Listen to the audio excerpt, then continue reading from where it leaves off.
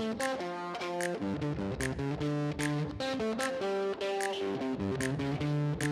everybody, welcome back. This is After Wine School, and I'm Keith Wallace with Alana Zerby.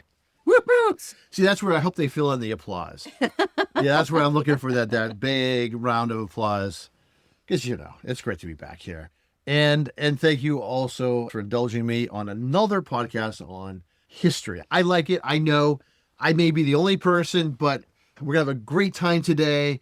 We're going to talk about funky wines. We're going to talk about deadly wines. We're going to talk about hallucinogenic wines, everything. Yeah, it's just going to be a great wines and a lot of conversations you can have after listening to this podcast.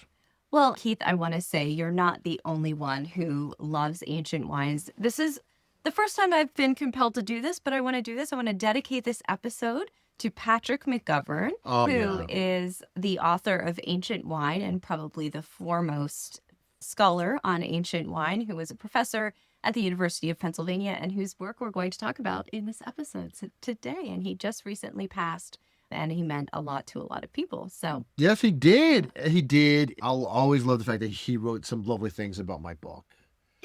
I do. I'm sorry to bring it back to me. I know. I'm sorry. But yeah, I'm going to thank you, Patrick. Sorry you're dead. Thank you so much. But it was just great having him in the city, having him here as a resource. Like it was, he is going to be deeply missed. I thought you were going to say, because what we were talking about when we heard the news was how much you loved his collaboration. Dogfish Head. The Midas beer. The Midas Touch. That's exactly right. Oh, that was great. Yeah, that was one of my favorite beers. When I was teaching ancient wine class, I really regretted that they had stopped producing that beer. Because I was like, this beer said everything you need to know about what ancient beer and wine tasted like, because it was a co-fermented, cool thing. But yes, sadly, no hallucinogenics and no wormwood. So folks, today we're talking about the birth of the world's favorite beverage, the most ancient beverage, the thing that you and I have fallen in love with, all your favorite styles, lead sweetened, goat belly aged, all the good stuff, and definitely stuff you want at your next wine dinner. Yeah, Keith, it's hard to believe that civilization was born with this style of wine, but we're going to talk about it. Oh, yeah. No, it is funny. Well, I got to say, civilization at that point was like civilization. So let's just, it was a long time to get to here. That's fair. It was a long time. That's very fair. Yeah. All right. So take us back. Kick us off. All right. Okay. So starting off, everything begins in what is now Armenia and Georgia. The birthplace of wine. Now, this wasn't what we would think of as wine. Things were being aged in goat skins, in other kinds of animal skins. And I honestly don't know whether or not they actually used the inside or the outside of the animal, but I'm hoping it was the outside, to be honest. I'm hoping we stop talking about this. I know. I understand that. But we do know this, and I want to bring back Mr. McGovern just for a second, because he's the one. The reason we know that it was 8,000 years ago that we're the origin of wine was because he and his team came up with this ingenious way of identifying wine-producing cultures. So they were using, after using goat skins, they started using cuervi, right, clay pottery, and in that clay pottery, there were remaining shards of tartaric acid.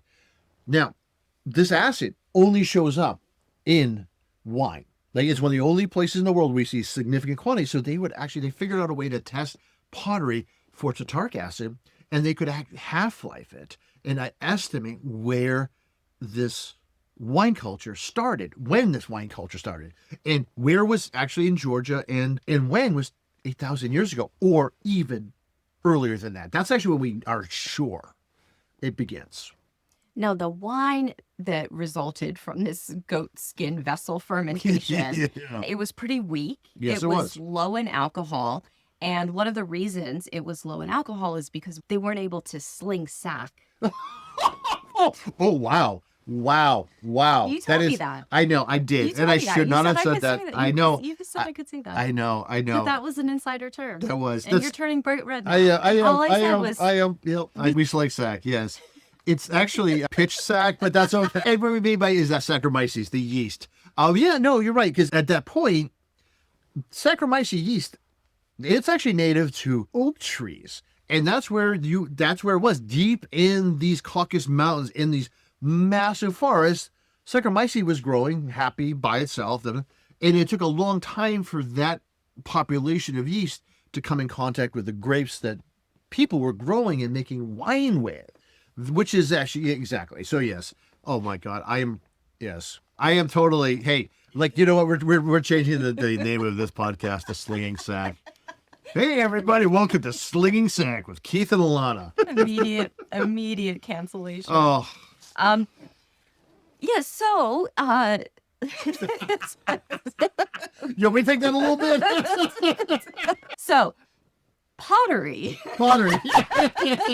Patrick McGovern, he did detect tartaric acid on pottery shards from the Kevri. We know that the Georgians used Kevri thousands and thousands of years ago. Absolutely. So the tartaric acid was evident on these pottery shards.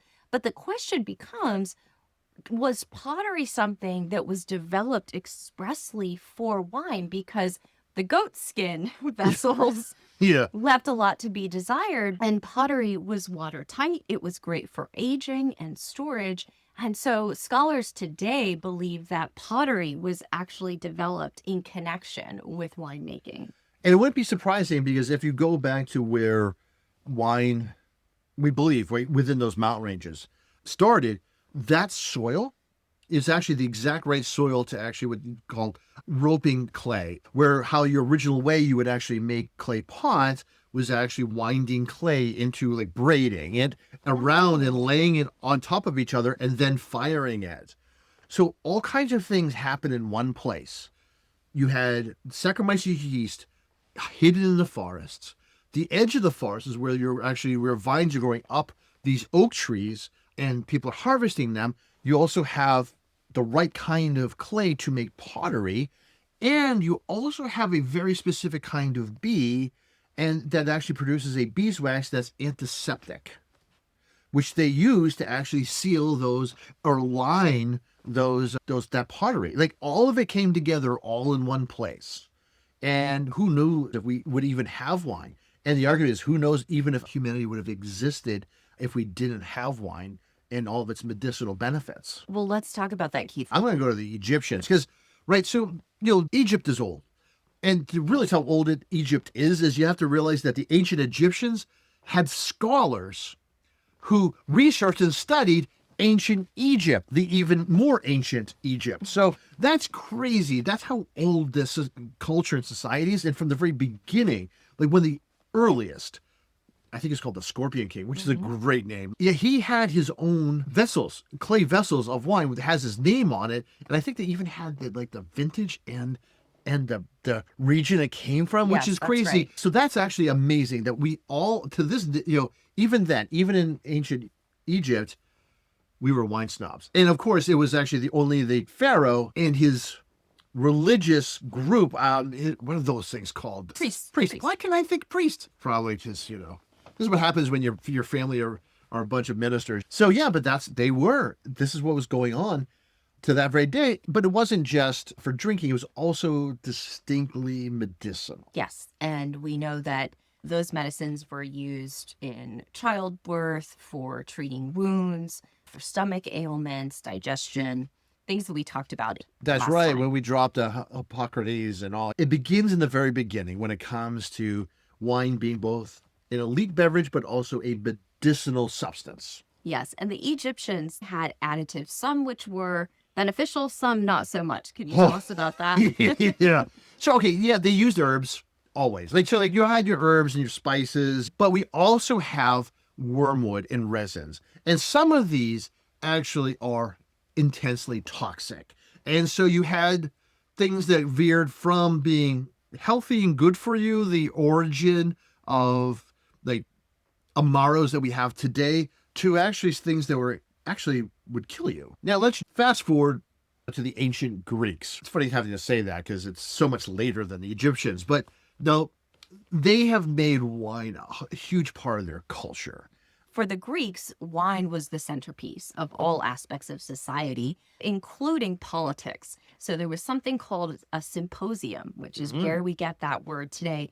And it was a necessity to have wine at the symposium. Now, Greek democracy was not a democracy in the sense that we think of it today, with as many rights extended all over the populace. It was a select few. Certain types of people could be citizens and could participate in the symposium, but wine was always essential. Yeah. But that wine was also always diluted. So there was actually the Symposium blend, which I think somebody should come out with a wine named the Symposium blend. That'd be great. Yeah. It was always 3 parts water to 1 part wine. So it was essential that the wine be diluted. And so what if I was just hanging out at the symposium and I was drinking undiluted wine? You would be a barbarian or a Napa Cabernet fan. Are those synonymous? And at the symposium, you just talk smack. So it was kind of like drinking Bud Light in a bar. You just sat there talking smack about politics and BS, and So you could say that we have kept that spirit alive. Oh, we have. We very much have. Today, something that we have not kept alive. Oh, yeah. I know where you're going with this. All right. Do you want to tell us about that? Enos Thalios, or Enos Thalsios. I got that one right. Now, this is a great, lovely wine. It's actually a way to actually preserve wine. And it's to use seawater. You add seawater to your wine. Of course we do this. Now, that sounds gross. Yes. But when you think about it, the wines of this era are all very sweet. So this actually makes it salty and sweet, which that doesn't sound nearly as bad. Still gross, but yeah, people loved it. Cato the Elder, he dug it. He recommended it. He thought it was the best way to preserve wines. He's a great historian. I trust him, so maybe I should buy that bottle. Maybe we can start making that wine. Everyone will love it. Diluted and salty and sweet. But also remember, Plato, he was somebody who firmly believed that wine was like education, and you should always respect it and have it as a virtuous elixir and always in moderation. Absolutely. I know we've never gotten past Plato. Right? Everything in moderation. Yeah. But they were also snobs. Look, if you want to go and read some, ancient Greek texts, you can read all about whether it was the wines from Chios or Lesbos were the best wines, and they argument back and forth and this or that. So yeah, they were just as obnoxious as wine snobs are today. So basically we know the Egyptians were wine snobs. Yep. The Greeks were wine snobs. Yes. And then we have the Romans. Maybe the biggest wine snobs of the ancient world. You got a good point there, yeah. So the ancient Romans, of course, they amplified the wine trade. They took it throughout Europe. They used clay amphora, just like the Greeks did. And the famous wine of the Roman world, as many wine geeks know, is Falernium or Falernum in Latin. Yes. I was taught that Falernium was from Aglianico. Yeah. But modern scholars think it might be Aglianico, it might be Greco, or more likely a co-fermentation of those 2 grapes, one white and one red. And now there's new arguments saying that, that there were several of them. That there was a white wine that was actually made to be aged, and that was very sweet. Then there was a red one, which was for earlier drinking, because back then whites were actually considered better than reds. But the white wine, the high-end wine, that Falernum, you can almost guarantee it was sweetened with sapa. Now, I highly recommend this for everybody, because what is it? Sapa is delicious. Everyone knows delicious, because what is it? What is this?